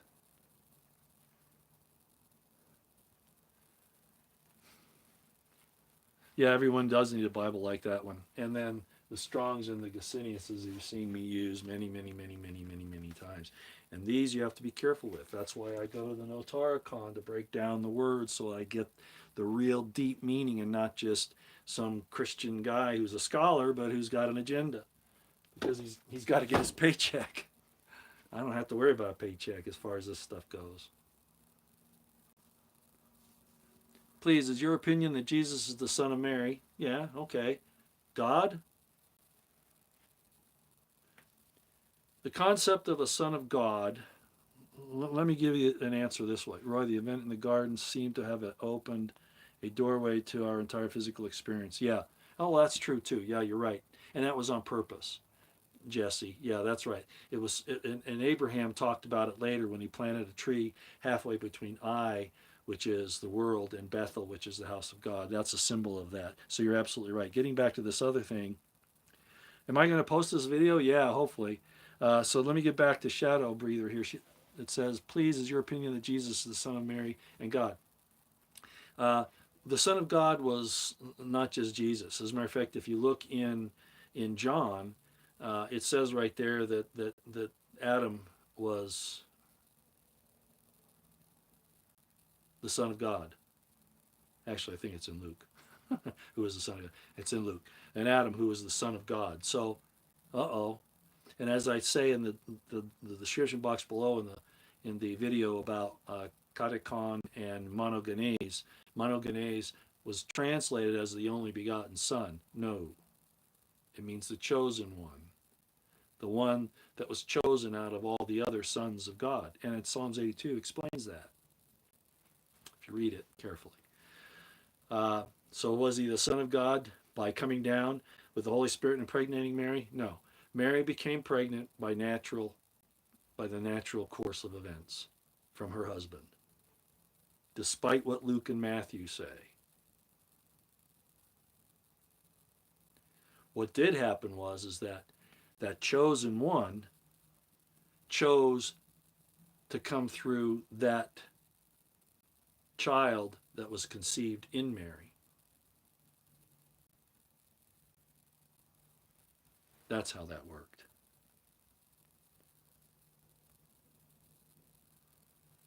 Yeah, I'll tell you, rains of healing, you have Gesenius.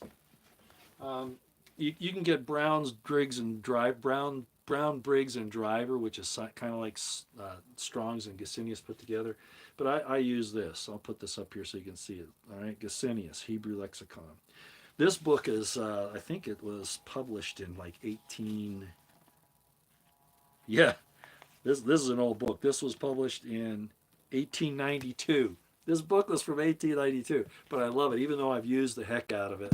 It was used when I got it, but and I probably ought to, really protect it. But I've used it for so many years now. I got a regular, more current one, but I just enjoy this one, the way it feels, the way it smells, and the old. I mean, it's just cool.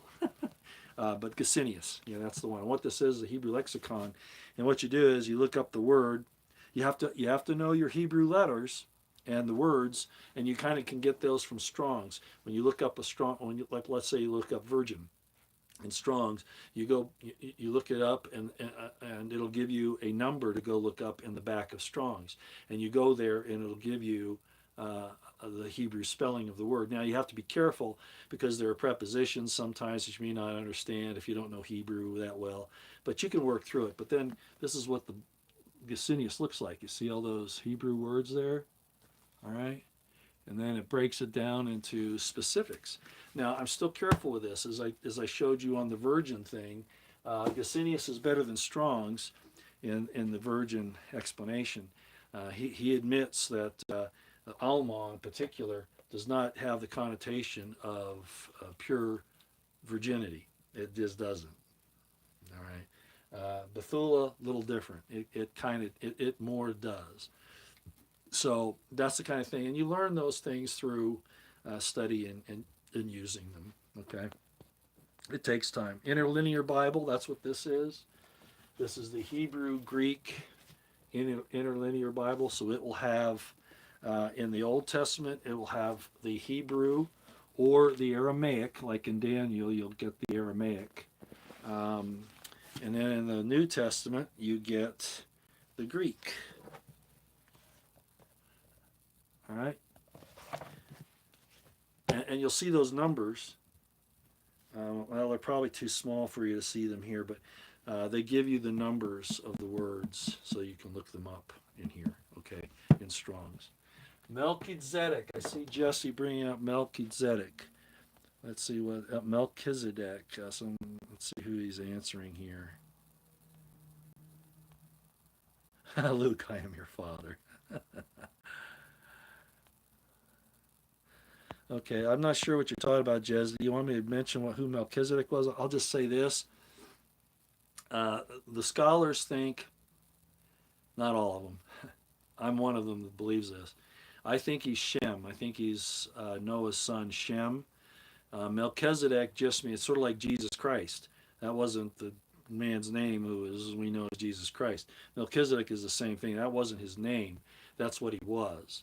And it means righteous king. Melchi is Melech, king, not Moloch, not Moloch, not Moloch, angel, Melech. So it means, and you know this, Jesse, I'm just saying this for everybody else.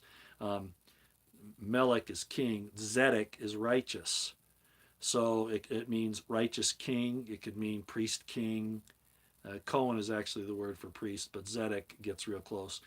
Zadok the priest and Nathan the prophet, for instance, it talks about in Kings, as Solomon was anointed by Zadok, or Zadok the priest and Nathan the prophet. So Zadok can mean priest as well. So it basically means righteous king or priest king, either one. Which Strong's? There's only one Strong's, James Strong's. Like I said, there's also Brown Driver and Briggs that you can get. And there are probably some other concordances out there, but I've used these for decades now. And so I just stick with them. There are newer things out, but I've looked at some of those, and they're either not different at all, or they're set up a little differently than I'm used to, and so I don't go there. But just Brown Driver and Briggs is Brown Driver and Briggs is also another one that you can use. It's like Strong's. What do you mean, BP Earthwatch? Yeah, Melchizedek. Paul is Natural's asking that. Angel is Malak, musical, whatever your name is there. So there's no Immaculate Conception, not Mary, the mother of Jesus, nor Jesus. Nope. As a matter of fact, the whole concept of the Immaculate Conception of Mary was formulated to try to distance Jesus again from any sexual conduct. Evil. If God told Adam and Eve that they shouldn't be ashamed of themselves when they're naked, why would he change his mind and say Jesus couldn't get married, or that Mary couldn't get married, have sex? It's ridiculous. It's absolutely 100% ridiculous, and the object of it is to control you so that you feel guilty. Now, yes, you have to approach sex in a responsible manner. Again, when I got questions on the comments last night, why do you always talk about sex? Because that's what we are. We were designed for this, but we are supposed to use it righteously.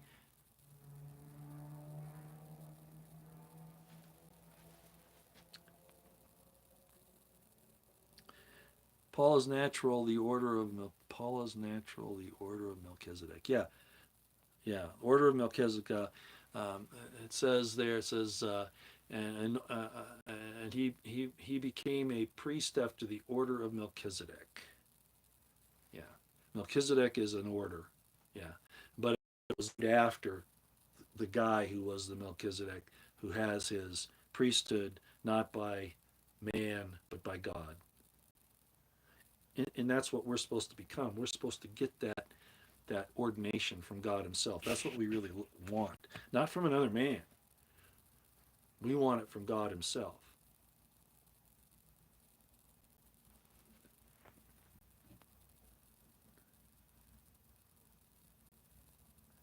Yeah, Abraham paid a tithe to Melchizedek. Yes, he did.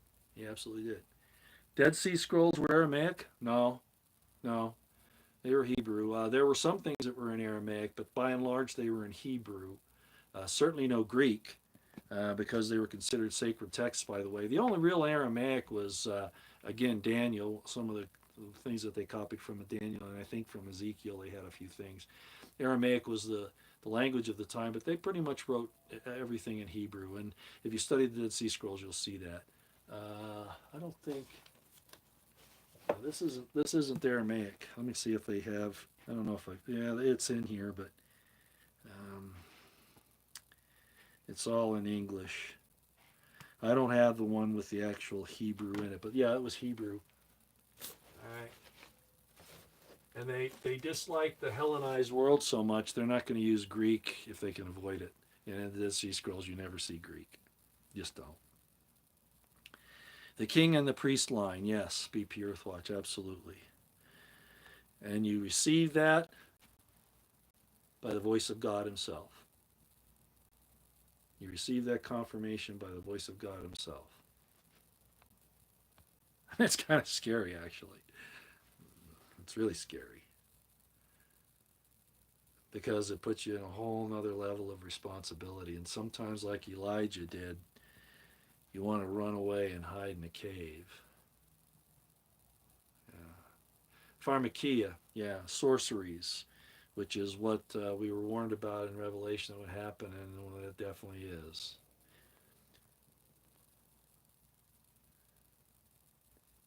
Jesus is my king, and yes, he did. Felicia is saying that. I'm not sure who she's responding to here. Okay. Yeah, my only thing with that, of course, Felicia, you've probably read the Crimson Thread, and you've seen me talk about that for a long time. Again, that goes back to Yeshua in the Dead Sea Scrolls. I doubt that Jesus, the Messiah, of course, is in office, and Joshua, which is Jesus in Hebrew. Jesus is the Greek version. The real name is Joshua, so it would actually be Joshua HaMashiach, which we go to Yeshua HaMashiach because of the Jesus thing. I believe that person, and I think you know that actually happened, and that he is the earthly incarnation of that. And Michael Heiser's kind of pushed this, and I can't not go along with it, but I also know there's some problems if we don't look at the bigger picture. But yeah, I have a lot of respect. I believe in, as you know, I do believe that there was a resurrection, and that it was real and it took place, and that the Shroud of Turin is evidence of that, along with the facial covering and some other things, but definitely the Shroud of Turin. So it definitely happened. Actually, it's Sparky's Run. You're saying sin equals fall short of the glory of God. Well, it really means falling short of the mark. You're not supposed to fall short of it, and you're not supposed to go past it. And Jesus talked about that. At least he's quoted saying that. That you set up stakes for men and commandments of men, and tell men that they can't go past those, and yet you go past. You don't even obey that yourselves. So it's falling short of the mark. End of story. That's all it is. So, but that's okay. I mean, short of the glory of God. Well, that's an easy way. I guess I know it's used in the scriptures that way, more or less, but it's really falling short of the mark.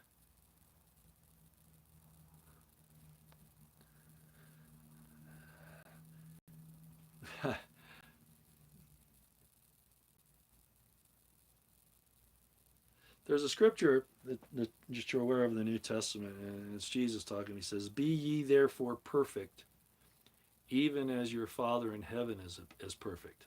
Oh, well, now wait a minute. He was called good. Jesus said, "You're good," and he says, "No, I'm not good. Only my Father in heaven is good." Remember all this? You all that have read these things?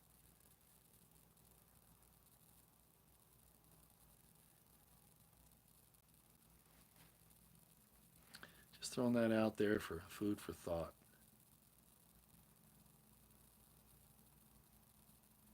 Yeah, that's right, Jesse. Jesus, they call him a carpenter. He was actually he was people say, this is Masonic. So the story of the war between of the dislike between the Masons and the Roman Catholics. I'm not going to get into that here, but people that hate the Masons, especially the Catholics that hate the Masons, forget about what they did to people that caused the Masons to do what they did. But anyway, Jesus was actually an architect. If you look, we've done a lot of research on that. Dr. Robert Eisenman particularly went very deep into this. All the indications are is that Jesus' father, we often called Joseph. I think he was Cleophas. That was all garbled in the New Testament on purpose, just like the whole virgin thing. But Cleophas was an architect. Joseph of Arimathea was a tin merchant. he had ships and he was very rich, right? Uh, he probably also knew how to build as well. And there are indications, and I put it in my book, that the young Jesus traveled with his uncle Joseph after his father died, went to England, France, um, yeah, the Tin Man, India, and several other places. Yeah, Jesus was fully a man in absolutely every single way. Perfect law of liberty is God's will for humanity. Agreed, Mars Gold. Thank you. Okay, Roy's position is that Jesus was born of Joseph and Mary, if I understood correctly. Yeah, I don't really think Joseph was his father. That was a garbled interpolation later. But yeah, the point is, it wasn't some incantation of the Holy Spirit into Mary. There was an actual man who was there, be it Cleophas. There's another possibility, but I don't want to go there. Well, that will be too much for you guys. I'm just not going to go there. It's not that I want to keep something from you, but there were esoteric. There were people. There were men that stood in particular positions. For instance, Melchizedek. Okay, just as an example, there were men that were the earthly representatives of certain entities. Okay, that's going to go too far, and I really don't want to go there. Okay, but the point is that Mary got pregnant by a man, whether it was Cleophas, her husband, and that's who it really was, in my opinion. Joseph, if you want to say. Uh,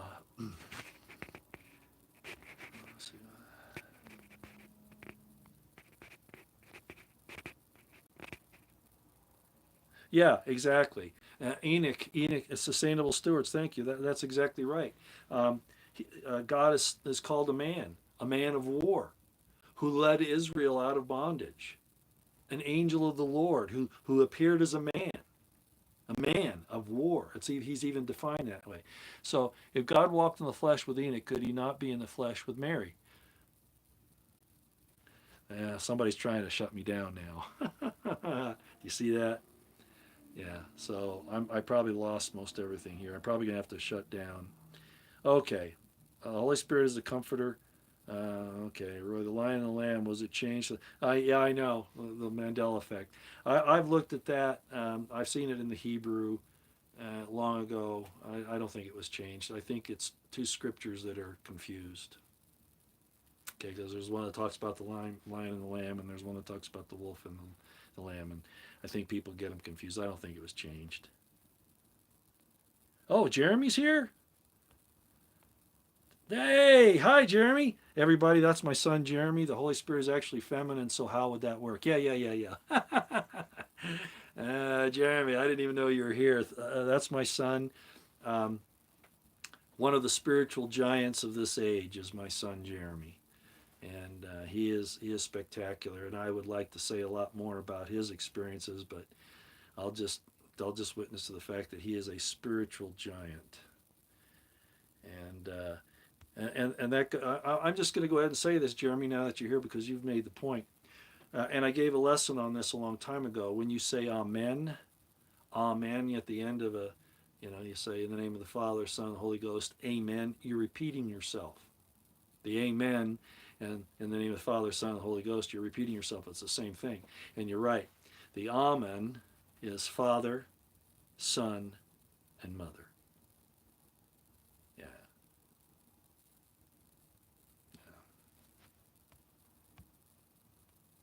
It's like I talked about the other day when somebody said Yah is, they said transgender, and what they really meant was um, androgynous. But no, that's not what it means at all. God isn't androgynous. Okay, he has a female counterpart, and we're told not to worship her because she's veiled, she's hidden, which is another thing about Bethula and Alma. They mean hidden or concealed. That's another meaning. In other words, protected. So we're not supposed to talk about her, but we recognize that she's there in the name Yah, and we also recognize it in the Tetragrammaton. She's there.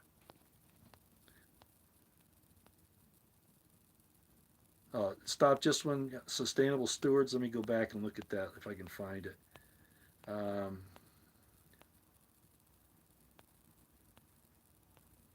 if God walked in the flesh with Enoch, could he not be in the flesh with Mary? Well, yeah, I actually did answer your question. The real name of God when he was talking to Moses, and I've talked about this before too. Moses says to him, the children of Israel, I'm going to tell them I talked to you, and they're going to say, what's his name? So can you tell me your name? And which is interesting because finding out the name of angels and demons and all that gives you some power over them. You don't have power over God, but at any rate, uh, it's like when Jacob was wrestling and he says, tell me your name, right? Anyway, so uh, Moses asks God that, and God's answer was, and this is the way it's normally translated and explained, I am that I am, right? That's not what he said. In the Hebrew it is, I will be whom I will be. And God says in Exodus there, that's my angel.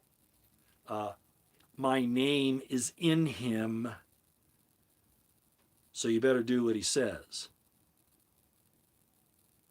Moses was a God to Pharaoh, by God's own words. So if you're reading between the lines here, there are men at work that we don't know anything about, that are kept hidden from us. And the occultic people caught on to that, and they have their own opposite system that defiles it, defiles the truth. A good example of the defiled nature of copying God, of trying to mimic him but for evil purposes, is Eyes Wide Shut by Stanley Kubrick. That's all I'm going to say about it. Okay? Let it go any further. Yeah, I'm back. Thanks, Jesse. 5-5. Okay, I've been going for, it's almost 2 hours now. Good on my end. Yeah, we're back. Okay. I wanted to answer a lot more questions for people who were really upset, who got upset. Roy, on the side, I am doing a study on the temple in Revelation. The measurements fit perfect. Triangle, a pyramid, not a cube. Okay. Yeah, yeah. Oh, yeah. Okay, good. Thank you, Jesse. Your work is always superb. Yeah, no tattoos for me. No, thank you. The war in heaven is projected onto the earth. Yep, absolutely, Jeremy, as you know. And Psalms 82 is where we are. As you and I were going to do a live stream on Psalms 82. It would have been nice to have Michael Heiser there with us, wouldn't it? I may have actually been able to work that out, but that just hasn't happened, and I'm sorry. I think that would have been wonderful. But you're absolutely right. Okay, I don't know if I answered any of the. I tried to fill in with some more information on the virgin problem in Luke and Matthew, and why that is not. It, the evidence is just not there. There are no tokens of virginity. That is not mentioned anywhere else in the Old Testament or the New, even in the New. Certainly not in the Dead Sea Scrolls. And that would have been a miracle of miracles. Not mentioned. Only Luke and Matthew. And then Luke and Matthew can't even agree on the genealogy. I mean, it's just, all right. And then Adam is the son of God, which is right. So there are problems with the New Testament, and there are problems with the Old Testament. And I don't like having to distrust this, but there's no way that people are going to tell me that over the last 4,000 years, men haven't monkeyed with this. And people say, well, no, God's so powerful, he could protect it. He could, but did he?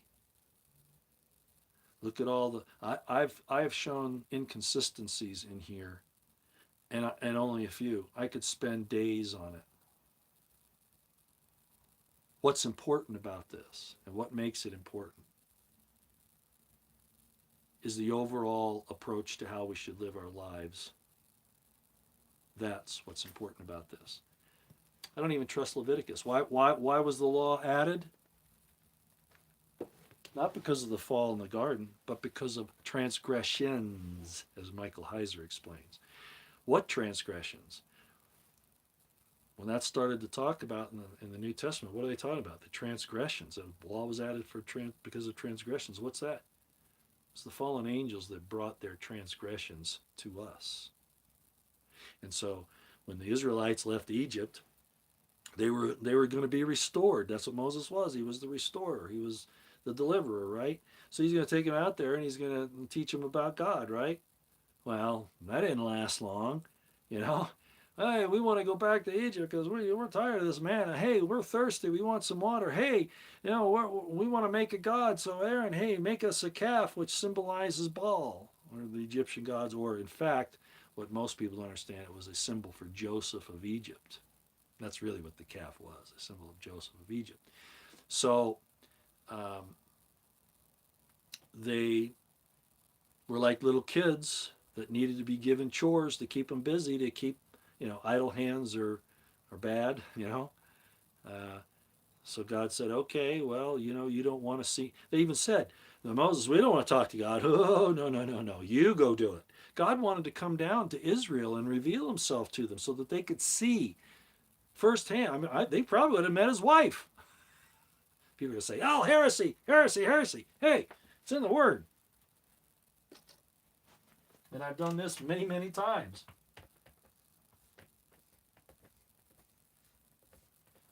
There she is right there. Right there. Looks like I ran out of. Oh, there we go. There she is right there.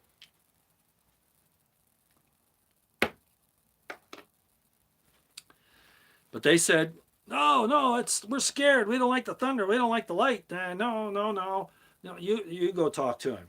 And God said, gee, my kids, I was going to come down. I was going to be with you.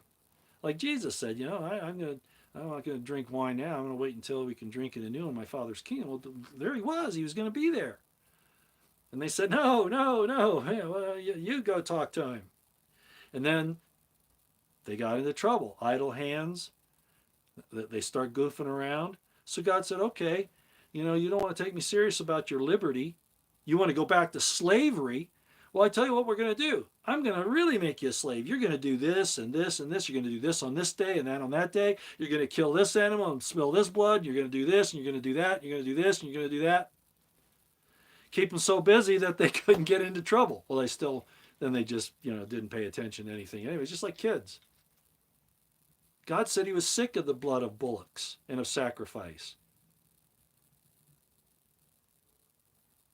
Meaning the sacrifice of the animals. He was sick of the blood and your sacrifice and the smoke. You know, he says it's rotten to me. You know, I want you to change your heart and your mind.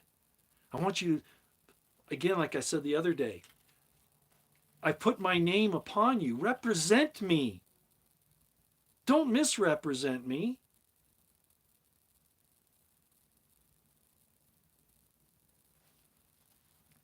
It's an honor to be God's representative, his son, his daughter. And we should do everything we can to act accordingly. We're going to make mistakes, but don't go out there and deliberately do things. You know, I mean, you're probably going to do that too. And when you make a mistake, you want to go back to God and you want to say, you know, I didn't do it out of malice. I just, you know, I was weak at the time. And just like the children then, you know, you'll say, okay, do better next time. People say, well, never do it again or you're going to go to hell. Well, don't talk like that. There was a Mormon. He wasn't the president of the Mormon church, but this is a funny story. This is where I'll end. This guy, he cussed a lot. Not the Mormon apostle. I mean, he probably did too. But this guy cussed a lot, and so, you know, he was trying to get a temple recommend to go into the temple. And the bishop and the stake president said, no, man, you cuss too much. You just cuss way too much. You can't do that. So he kind of appealed, and he ended up in President Heber Kimball's office. I'm pretty sure it was Kimball. And, you know, he goes in there, he says, oh, yeah, Brother Kimball, you know, I think it was Kimball. It may have been somebody else. I can't remember right now. but he says, I've got this problem with cussing, and I can't get my recommend. And the president of the church says, they wouldn't give you a temple recommend because you're cussing? The guy goes, yeah. He goes, you can stop cussing? Hell, I did. And he signed his temple recommend and gave it to him. So I'm going to end up on that, except one other thing about the cussing. Again, I've talked about that. Michael Heiser, as I explained the other day, and he has a video out on it about this name here, and I've talked about it before. You can't take God's name in vain by saying "God damn it" or something. That's not what it's talking about. It's using this name and not representing it well. In other words, using it for deceit or taking it upon you, like I was just talking about. But then, doing bad things to not honor that name, to carry it, which is really what it means to take the name of the Lord thy God in vain. It means to carry it in vain. In other words, you put it on yourself, like the scribes and Pharisees, to be seen by men, but they're whited sepulchres. It's all that kind of stuff. So there's lots of things that have been taught over the years that are just not right. And we need to get down to what God is really about and honor our condition, especially this relationship between men and women. Right now, that is, as far as our personal lives and maybe even the survival of our communities, our nations, certainly our families, we have got to repair that and take it seriously. And if monogamy doesn't work for you, there are other things you can do. And people are going to say, oh no, Roy, don't go there, that's not what it says. Only Eve was for Adam, only one woman. I've already explained that. In the Old Testament even, it talks about, yeah, the priests could have done some things for themselves. I agree with that. That's possible. But the important thing is you don't do to anybody else what you wouldn't want done to you. And there are some prohibitions, and I talked about those, And I won't go into any more detail here. I've taken too much time tonight. It's been 2 hours and 10 minutes, so I'll go. Hopefully you found it interesting. Look in the description box below for some of that other information. Felicia Lockhart's on here. Get the Lockhart perspective for some Hebrew perspective along with, the Christian concepts kind of melded. Then there's Dr. Michael Heiser, like I've talked about. Excellent information.